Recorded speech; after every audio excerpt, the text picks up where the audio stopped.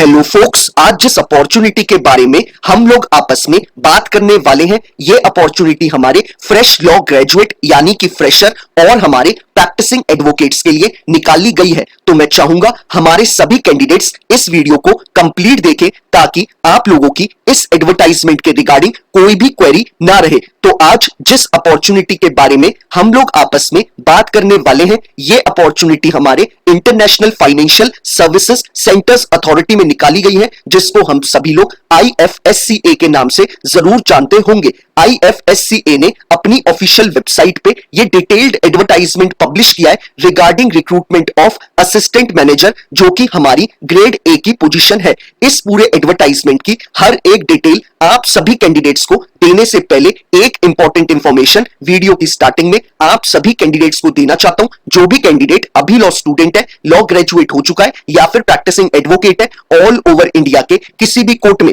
अगर आप लोग चाहते हैं हमारे इंडिया में हमारी लीगल फर्टिनिटी के रिगार्डिंग कोई भी वैकेंसी निकले, चाहे आपकी इंटर्नशिप की वैकेंसी हो, चाहे आपकी जुडिशरी की वैकेंसी हो, चाहे कोई कॉर्पोरेट वैकेंसी हो, या फिर सेंट्रल और स्टेट गवर्नमेंट के द्वारा निकाली गई कोई बैंक की वैकेंसी हो, पब्लिक सेक्टर अंडरटेकिंग यानी PSU की वैकेंसी हो, या फिर हमारे प्रैक्टिसिंग एडवोकेट्स के लिए निकाली गई कोई इंपैनलमेंट की वैकेंसी हो, इट मींस हमारे लीगल फर्टिनिटी के रिगार्डिंग इंडिया में कोई भी वैकेंसी निकलेगी, उस वैकेंसी के रिगार्डिंग आप सभी कैंडिडेट्स को इस चैनल पे टाइमली अपडेट प्रोवाइड कराई जाएंगी ताकि आप सभी लोग टाइमली इन रिक्रूटमेंट प्रोसेसेस का पार्ट बन पाएं और जल्दी से जल्दी एक अच्छी अपॉर्चुनिटी को ग्रैब कर पाएं। तो मैं चाहूंगा जिस भी कैंडिडेट ने अभी इस चैनल को सब्सक्राइब नहीं करा है, वो मेक श्योर करे कि वो इस चैनल को बिना सब्सक्राइब करे ना जाए। अब बात कर लेते हैं हम लोग इस डिटेल्ड एडवर्टाइजमेंट के बारे में। International financial services centres authority, जिसको हम सभी लोग IFSCA के नाम से जानते हैं, इन्होंने हमें जो डेजिग्नेशन इस एडवर्टाइजमेंट के थ्रू ऑफर करी है, वो हमें असिस्टेंट मैनेजर ग्रेड ए की डेजिग्नेशन ऑफर करी है। इस एडवर्टाइजमेंट में इन्होंने हमें सबसे पहले डेट्स के रिगार्डिंग इंफॉर्मेशन प्रोवाइड करी है। इन्होंने बोला है कि आपके इस फॉर्म के रजिस्ट्रेशन 28 मार्च 2024 से चालू हो जाएंगे और आप सभी कैंडिडेट्स को मेक श्योर करना है कि आप इस फॉर्म के रजिस्ट्रेशन और फी पेमेंट बिफोर 21 अप्रैल 2024 कर दे, तब भी आप इस पूरे रिक्रूटमेंट प्रोसेस का पार्ट बन पाएंगे। इन्होंने अभी हमें एग्जाम की डेट मेंशन नहीं करी है इस एडवर्टाइजमेंट में। इन्होंने आपको बोला है कि आपका जब भी एग्जाम IFSCA कंडक्ट कराएगा, उससे एक वीक पहले आपको इंटीमेट किया जाएगा ईमेल के द्वारा या फिर SMS के द्वारा। साथ ही साथ इन्होंने आपको क्लियरली मेंशन करा है कि आपका सबसे पहले ये लोग प्रीलिम्स का एग्जाम कंडक्ट कराएंगे, जो कि आपका मई जून 2024 में कंडक्ट कराया जाएगा IFSCA के द्वारा। साथ ही साथ इन्होंने बोला है कि जो कैंडिडेट प्रीलिम्स को क्लियर करेंगे, उसके बाद उसका मेंस का एग्जाम कंडक्ट कराया जाएगा, जो कि आपका जून जुलाई 2024 में होगा।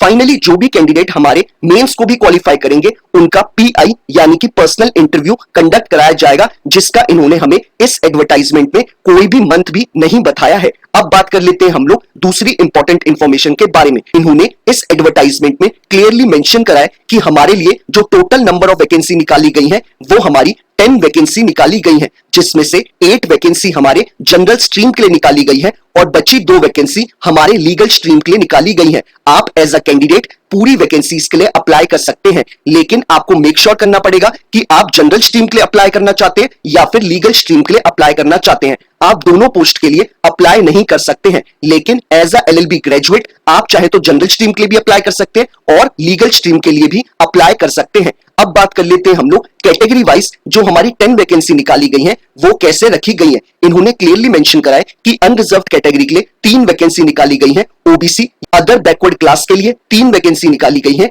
SC कैटेगरी के लिए 1 वैकेंसी, ST कैटेगरी के लिए 1 वैकेंसी और हमारे इकोनॉमिक वीकर सेक्शन वाले कैंडिडेट्स के लिए 2 वैकेंसी निकाली गई है। यानी कि टोटल हमारी 10 वैकेंसी निकाली गई है और 1 वैकेंसी हमारे PWD कैटेगरी वाले कैंडिडेट्स के लिए रखी गई है। अब बात कर लेते हैं हम लोग एलिजिबिलिटी क्राइटेरिया के रिगार्डिंग। सबसे पहले हम लोग एजुकेशनल क्वालिफिकेशन के रिगार्डिंग बात कर लेते हैं। जनरल स्ट्रीम जिसके लिए 8 वैकेंसी निकाली गई है, इन्होंने क्लियरली मेंशन करा है कि अगर आप एक LLB ग्रेजुएट है from a recognised university, irrespective आपने 3 ईयर का LLB कोर्स करा है या फिर 5 ईयर का BA LLB का इंटीग्रेटेड कोर्स, अगर आप एक LLB ग्रेजुएट है तो आप जनरल स्ट्रीम की पोजीशन के लिए अप्लाई कर सकते हैं। मैं आपको एक बार हाईलाइट करके भी दिखा देता हूं, जहां पर इन्होंने मेंशन करा है कि आप जनरल स्ट्रीम की पोजीशन के लिए भी अप्लाई कर सकते हैं। अब बात कर लेते हैं हम लोग लीगल स्ट्रीम के रिगार्डिंग, जिसमें हमारी 2 वैकेंसी निकाली गई हैं। इसमें भी इन्होंने यही बोला है कि जो कैंडिडेट लीगल स्ट्रीम के लिए अप्लाई करना चाहते हैं उनके पास भी एजुकेशनल क्वालिफिकेशन में एलएलबी की डिग्री होनी चाहिए फ्रॉम अ रिकॉग्नाइज्ड यूनिवर्सिटी। यानी कि ये आपके ऊपर है कि आप कौन सी स्ट्रीम में अप्लाई करना चाहते हैं।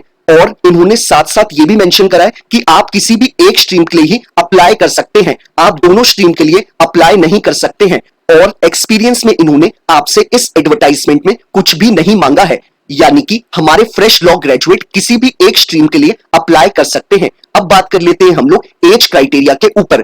इन्होंने इस एडवर्टाइजमेंट में क्लियरली मेंशन करा है कि अगर आपकी एज बिलो 30 इयर्स है तो आप इस पूरे प्रोसेस का पार्ट बन सकते हैं। आपको अपनी एज February 1st 2024 के अकॉर्डिंग कैलकुलेट करनी है। साथ ही साथ इन्होंने एज रिलैक्सेशन में मेंशन करा है कि हमारे एससी और एसटी कैटेगरी वाले कैंडिडेट्स को 5 साल का एज रिलैक्सेशन प्रोवाइड करा जाएगा, यानी उनके लिए जो एज लिमिट रखी गई है वो आपकी 35 इयर्स की हो जाती है। और इन्होंने मेंशन करा है कि जो कैंडिडेट्स हमारे OBC non creamy layer category से बिलोंग करते हैं उन्हें 3 साल का एज रिलैक्सेशन प्रोवाइड करा गया है, यानी कि उनके लिए जो एज लिमिट हो जाती है वो आपकी 33 इयर्स की हो जाती है। साथ ही साथ इन्होंने बोला है कि पीडब्ल्यूडी कैटेगरी वाले जो कैंडिडेट्स हैं उनको 10 इयर्स का एज रिलैक्सेशन प्रोवाइड करा गया है, यानी उनके लिए जो एज लिमिट हो जाती है वो आपकी 40 इयर्स की हो जाती है। और इन्होंने बोला है कि अगर कोई कैंडिडेट पीडब्ल्यूडी कैटेगरी से बिलोंग करता है और वो OBC non creamy layer category से भी बिलोंग करता है तो उसको एज रिलैक्सेशन 13 इयर्स का दिया जाएगा।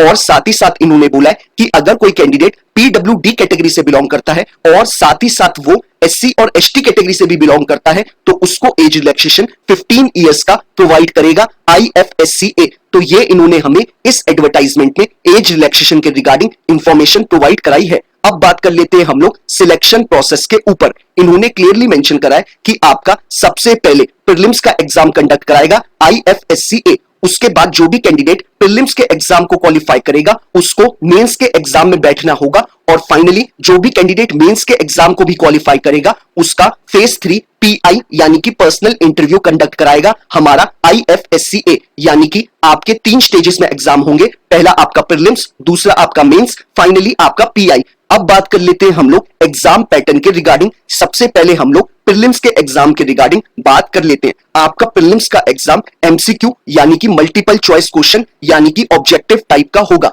इन्होंने क्लियरली मेंशन करा है कि आपका जो पेपर 1 होगा वो आपका कॉमन होगा हमारे लीगल स्ट्रीम वाले कैंडिडेट्स के लिए भी और हमारे जनरल स्ट्रीम वाले कैंडिडेट्स के लिए भी। और पेपर 1 का एग्जाम आपका पूरे 1 आवर का होगा और मैक्सिमम आपका 100 मार्क्स का होगा और इसमें आपको मिनिमम 30% स्कोर करना होगा। और इन्होंने मेंशन करा है कि आपका जो प्रीलिम्स का एग्जाम 100 मार्क्स का होगा उसमें आपसे जनरल अवेयरनेस के 25 क्वेश्चन पूछे जाएंगे। उसके बाद आपसे इंग्लिश लैंग्वेज के 25 क्वेश्चन पूछे जाएंगे, क्वांटिटेटिव एप्टीट्यूड के 25 क्वेश्चन पूछे जाएंगे, फाइनली आपका रीजनिंग के 25 क्वेश्चन पूछे जाएंगे। और पेपर 2 में इन्होंने क्लियरली मेंशन करा है कि आपका ये एग्जाम भी 100 मार्क्स का होगा, ड्यूरेशन आपका 1 आवर का ही होगा और इसमें आपको मिनिमम 40% स्कोर करने पड़ेंगे तभी आप आगे के लिए क्वालिफाई करेंगे। पेपर 2 के जनरल स्ट्रीम में इन्होंने बोला है कि आपसे जनरल नॉलेज के रिगार्डिंग क्वेश्चन पूछे जाएंगे, करंट इवेंट्स के रिगार्डिंग क्वेश्चन पूछे जाएंगे जो कि नेशनल और इंटरनेशनल दोनों के क्वेश्चंस होंगे, इकोनॉमिक और सोशल डेवलपमेंट के रिगार्डिंग क्वेश्चन पूछे जाएंगे, commerce, accountancy, management, finance, costing, Indian economy, global economy, 5 year plans, central government initiative के रिगार्डिंग आपसे क्वेश्चन पूछे जाएंगे। ये आपका जनरल स्ट्रीम के रिगार्डिंग इन्होंने मेंशन करा है। लीगल स्ट्रीम वाले कैंडिडेट से लॉ के रिगार्डिंग क्वेश्चन पूछे जाएंगे। आपको मेक श्योर करना है कि प्रीलिम्स के एग्जाम में आउट ऑफ 200 में से मिनिमम 40% स्कोर करें तभी आप प्रीलिम्स के एग्जाम को क्वालिफाई करेंगे। अब बात कर लेते हैं हम लोग अपने फेज 2 के एग्जाम के रिगार्डिंग। इन्होंने क्लियरली मेंशन करा है कि फेज 2 के एग्जाम में जो आपका पेपर 1 होगा वो भी आपका 100 मार्क्स का होगा,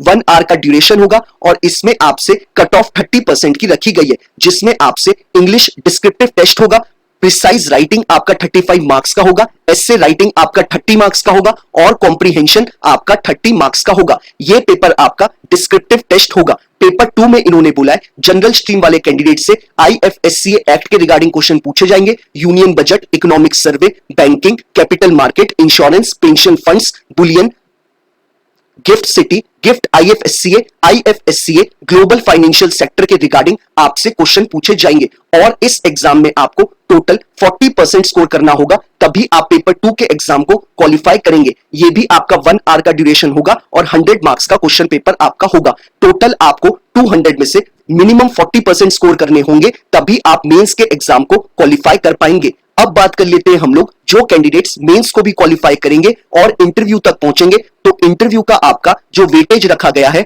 वो आपका 15% का रखा गया है, यानी कि आपके एग्जाम का 85% का वेटेज है और आपके इंटरव्यू का 15% का वेटेज रखा गया है। तो ये सारी चीजें हमें एग्जाम के रिगार्डिंग इस एडवर्टाइजमेंट में बताई गई थी। अब बात कर लेते हैं हम लोग रेम्यूनरेशन यानी सैलरी के रिगार्डिंग। इन्होंने क्लियरली मेंशन करा है कि आपकी जो salary as a grade A officer assistant manager के तौर पे जो मंथली आपको प्रोवाइड कराएगा IFSCA, वो आपको 1,43,000 रुपीज मंथली प्रोवाइड कराएगा, जिसमें आपको डियरेंस अलाउंस प्रोवाइड कराया जाएगा, फैमिली अलाउंस प्रोवाइड कराया जाएगा, लोकल अलाउंस प्रोवाइड कराया जाएगा, आपको नेशनल पेंशन स्कीम का पार्ट बनाया जाएगा, ग्रेड अलाउंस आपको प्रोवाइड कराया जाएगा, स्पेशल अलाउंस आपको प्रोवाइड कराया जाएगा, यानी कि आपको as a grade A officer के तौर पे आपको अलाउंसेस प्रोवाइड करे जाएंगे और बहुत सारे एक्स्ट्रा पर्क्स भी प्रोवाइड करे जाएंगे, बिल्कुल एक गवर्नमेंट जॉब की तरह। अब बात कर लेते हैं हम लोग जॉब लोकेशन के रिगार्डिंग। इन्होंने क्लियरली मेंशन करा है कि आपकी जो जॉब लोकेशन होगी वो आपकी पैन इंडिया होगी, यानी कि IFSCA के ऑल ओवर इंडिया में किसी भी ब्रांच में किसी भी ऑफिस में आपको पोस्ट किया जा सकता है। अब बात कर लेते हैं हम लोग दूसरी इंपॉर्टेंट इंफॉर्मेशन के बारे में। एप्लीकेशन फी के रिगार्डिंग इन्होंने क्लियरली मेंशन करा है कि हमारे अनरिजर्व्ड कैटेगरी वाले कैंडिडेट्स, OBC कैटेगरी वाले कैंडिडेट्स और हमारे EWS कैटेगरी वाले कैंडिडेट्स के लिए जो एग्जामिनेशन फी रखी गई है वो आपकी 1000 रुपीज रखी गई है और हमारे SC, ST और PWD यानी कि रिजर्व कैटेगरी वाले कैंडिडेट्स के लिए जो एग्जामिनेशन फी रखी गई है वो आपकी 100 रुपीज रखी गई है। तो ये हमारी जो फीस है ये हमारी नॉन रिफंडेबल फीस है।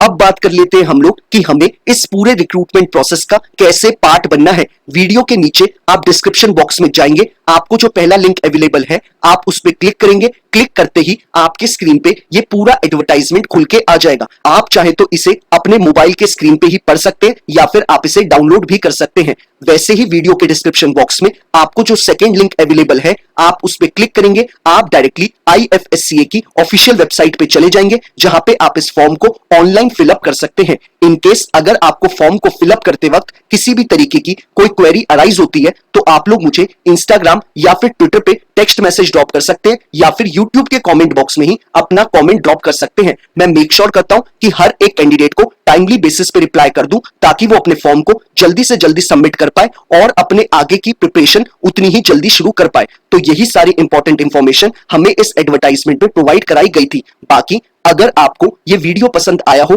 तो आप इसे लाइक शेयर जरूर करिएगा और अगर आप लोग चाहते हैं कि ऐसे ही हर एक दिन आपको एक लीगल अपॉर्चुनिटी की अपडेट मिलती रहे तो मेक श्योर करिएगा कि आप इस चैनल को बिना सब्सक्राइब करे ना जाएं। और मैं आप सभी कैंडिडेट्स को बताना चाहूंगा कि आप इस पोजीशन के लिए जरूर अप्लाई करिएगा। Thank you so much.